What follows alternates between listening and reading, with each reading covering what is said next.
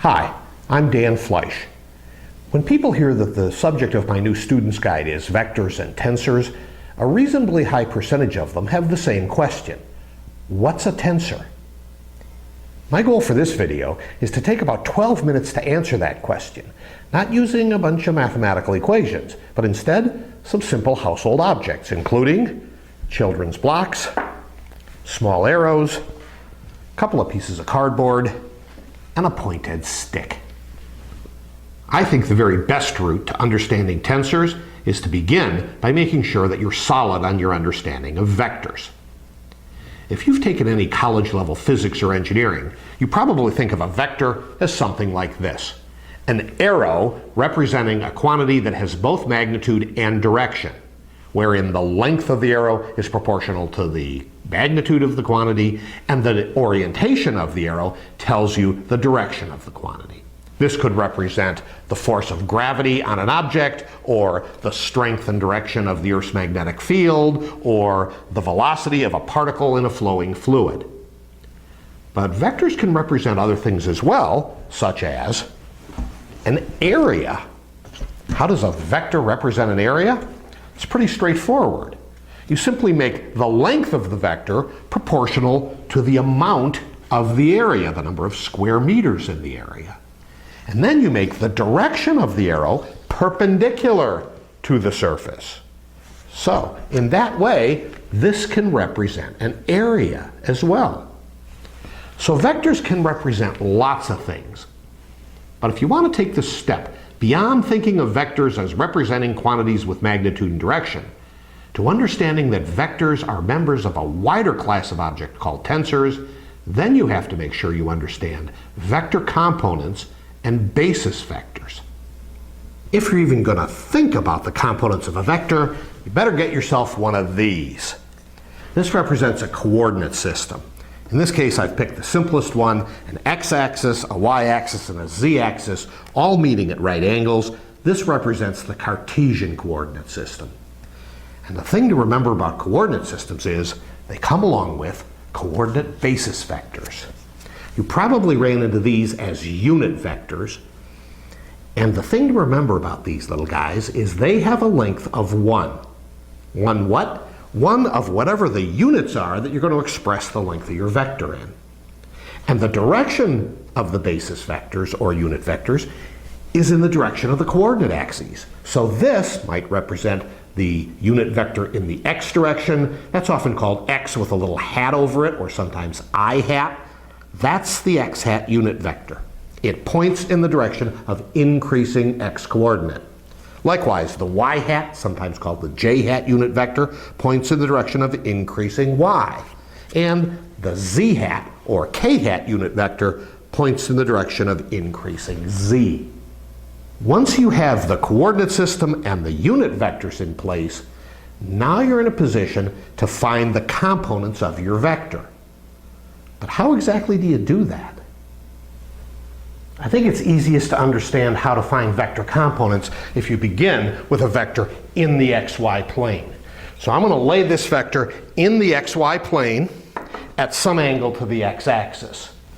In order to find the x component, I'm going to project this vector onto the x-axis. In order to find the y component, I'm going to project this vector onto the y-axis. And how am I going to do those projections? Here's one way. I've darkened the room because I'm going to use this lamp to project the vector onto the x and y axes.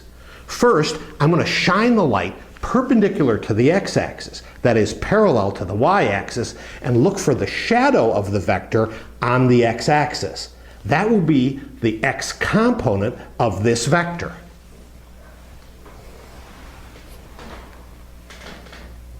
As you can see, the shadow of the vector on the x-axis ends right here. This is the x component of this vector. If I made the vector have a greater angle to the x-axis, notice the shadow moves this way. The x component is getting smaller. And if I make the vector lay entirely along the x-axis, then the shadow and the vector are the same length. The x component is the length of the vector in that case. Now I've got my light shining perpendicular to the y-axis, that is parallel to the x-axis, and the shadow cast by the vector onto the y-axis gives me the y component of the vector. Notice that as I increase the angle to the x-axis, I'm decreasing the angle to the y-axis, and the y component is getting bigger.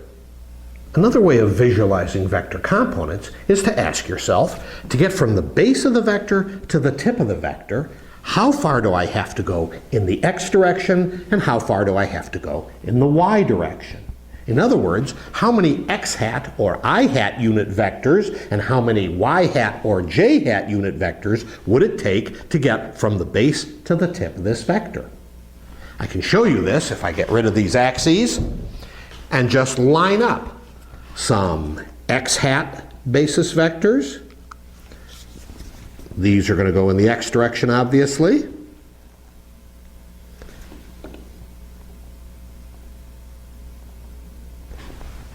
And some y hat basis vectors.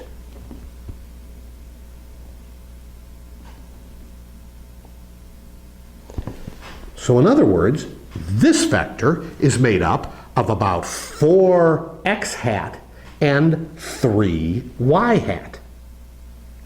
That means that instead of drawing an arrow for this vector, you could simply say 4 of these plus 3 of these.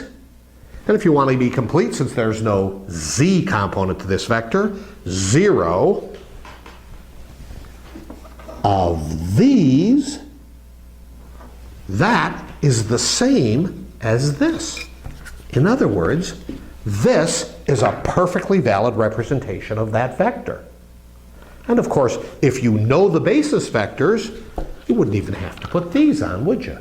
You could simply use these components as your vector. You could write them in a little array. You could even stack them up. Put a nice set of parentheses around them. This looks just like the way you see column vectors written. Of course, these 3 components pertain only to the vector we had laying on the table a minute ago. To generalize this to vector capital A, for example, we can replace these components with a sub x, a sub y, and a sub z. Of course, a sub x is the component that pertains to the x hat basis vector. A sub y pertains to the y hat basis vector. A sub z pertains to the z hat basis vector. Notice that we need one index for each of these because there's only one directional indicator, that is one basis vector, per component. This is what makes vectors tensors of rank 1. One index, one basis vector per component. By the same token, scalars can be considered to be tensors of rank 0 because scalars have no directional indicators, therefore need no indices. Those are tensors of rank 0. I'll say in a minute why it's so powerful to represent tensors as this combination of components and basis vectors. But first, I want to show you some examples of higher rank tensors. This is a representation of a rank 2 tensor in 3-dimensional space. Notice that instead of having 3 components and 3 basis vectors, we now have 9 components and 9 sets of 2 basis vectors. Notice also that the components no longer have a single index, they have 2 indices. Why might you need such a representation? Consider, for example, the forces inside a solid object.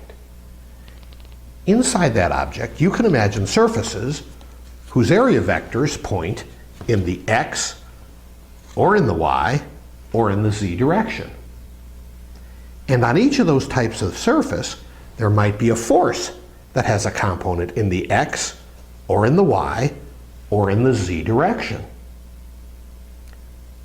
So to fully characterize all the possible forces on all the possible surfaces, you need 9 components, each with 2 indices referring to 2 basis vectors.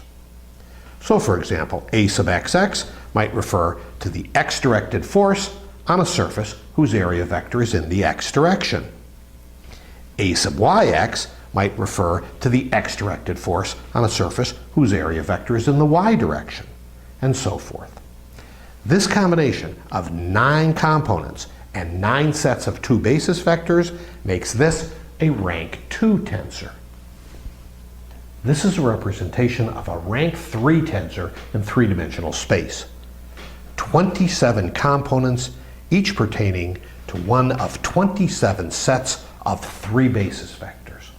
I'll zoom in a little bit here so you can see the components better. Notice that now each component has 3 indices.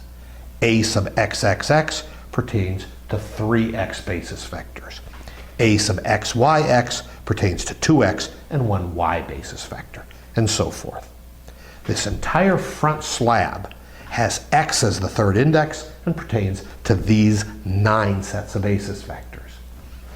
The middle slab all has y as the 3rd index and pertains to these 9, and the back slab all has z as the 3rd index and pertains to those 9. So in 3-dimensional space, 27 components, 27 sets of 3 basis vectors, and 3 indices on each component.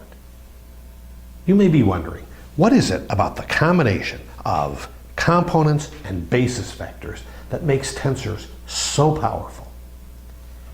The answer is this. All observers in all reference frames agree, not on the basis vectors, not on the components, but on the combination of components and basis vectors. The reason for that is that the basis vectors transform one way between reference frames, and the components transform in just such a way so as to keep the combination of components and basis vectors the same for all observers. It was this characteristic of tensors that caused Lillian Lieber to call tensors the facts of the universe. Thanks very much for your time.